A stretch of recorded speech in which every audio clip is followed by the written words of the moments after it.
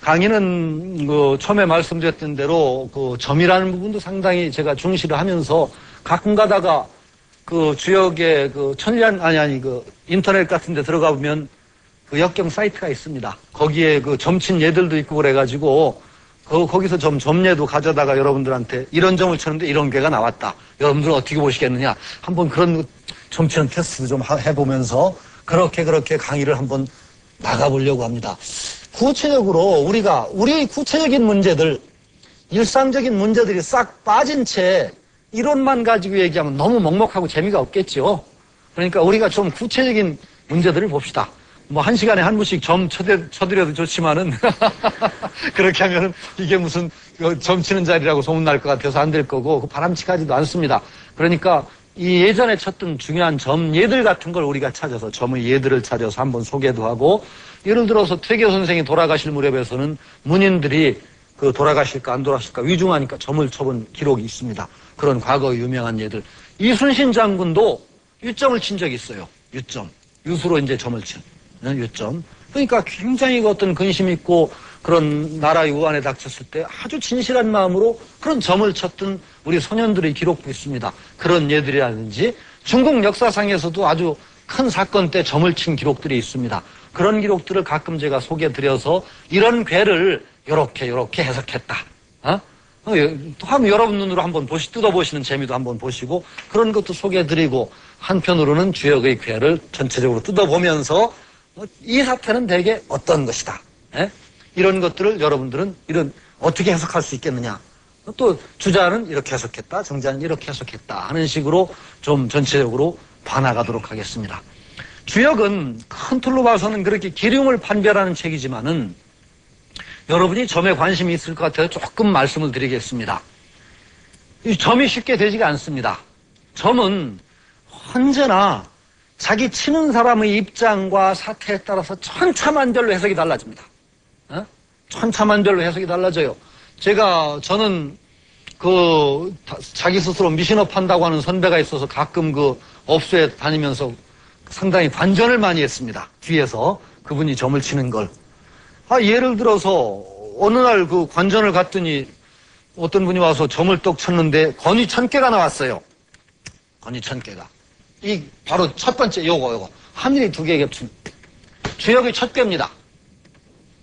주역의 첫 괴고 아주 점사들이 전부 기분이 좋아요. 전부 용의 행진이에요. 나중에 배우실 테니까 제가 쓰진 않겠습니다. 여기는 잠용이니 무령이라. 옷 속에 숨어있는 용이니 잠겨서 힘을 기르는 용이니 쓰지 말라. 나타난 용이 밭에 있다. 윗사람, 벼슬에 있는 윗사람 대인을 만나는 게 이롭다. 여기는 군자는 종일건건 속처격 여묵으로 해서 군자는 부지런히 종일토록 힘쓰고 저녁 때는 두려운 듯 반성한다. 그러면 위태롭지만 허물은 없다. 여기는 용이 한번 뛰어오르기도 하지만 자기 힘을 시험해보는 거죠. 다시 못 속에 들어가기도 하고 그런다. 여기는 나르는 용이 하늘에 있다. 용이 이제 비룡제천이에요. 하늘에서 조화를 부리는 용. 이견대인, 대인을 만나는 게 이롭다. 여기는 항용유에 교만한 용인이 후회가 있다. 나갈. 이런 식으로 쭉 붙어 있습니다. 밑에서부터 해석을 합니다. 점사는. 쫙. 그런데 이 괴를 뽑았어요. 참 그런데 건이천께는 나는 기분 좋게 생각했거든요. 저는.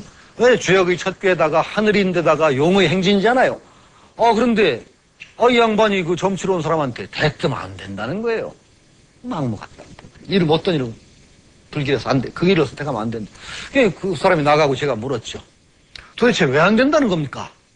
건이천께가 나왔는데. 다 좋잖아요. 그랬더니 그게 아니다. 태영아. 그러더니. 야, 하늘이 무슨 손에 잡히는 게 있나?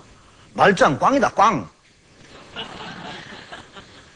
이 사람은 돈 벌려고 점치러 왔는데 하늘괴가 뽑혔으니 이게 무슨 상관이 있노?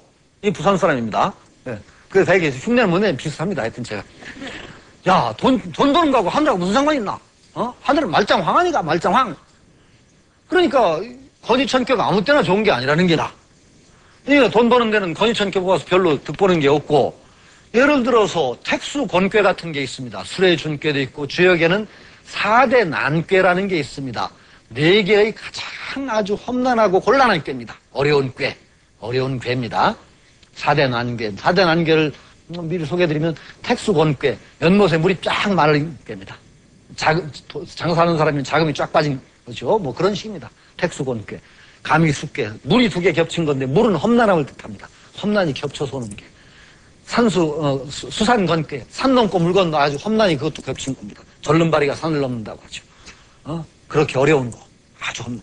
그 다음에 또 하나 제가 지금 말씀드린 수레준괴 같은 게 있습니다. 수레준이라고 해서 물 밑에 우레가 있는 건데 그거는 탄생의 고통입니다. 태초의 어떤 새로운 새싹이 땅을 뚫고 나오는 고통이라든가 잉태의 고통 같은 걸 얘기합니다. 그런데 이런 탄생의 고통이나 잉태의 고통 아주 어려운 힘든 꾀인데 정말 임신부가 그 꾀를 뽑으면 하나도 나쁠 게 없어요. 왜? 애초에 고통을 겪어야 되는 건데 그건 너한테 뭐가 나빠요.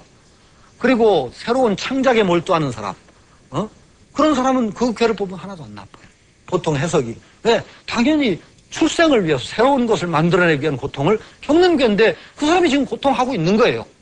나쁠 게 없다. 이렇게 해도 해석돼요. 그러니까 주역이라는 것 자체가 그렇게 쉽사리 단정적으로 뭐 길하다 흉하다가 나오지 않습니다. 그러니까 제가 공부가 된다고 한 것도 그 궤를 뽑은 것과 자기의 사태를 어떻게 맞추는 눈 이게 중요합니다.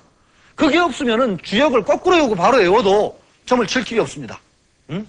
그러니까 대단히 어떤 상황을 비춰보고 그것이 그 상징들이 뜻하는 것과 내가 점치려는 것이 어떻게 맞아떨어지는가를 살피는 눈이 필요하기 때문에 단순히 점이라는 것이 그냥 기lum만을 따지는 작업이 아니라 확실하게 어떤 원리에 대해서 우리가 배우는 길이다라는 걸 명심하시고 앞으로 주역 강의를 들어주시기 부탁드립니다.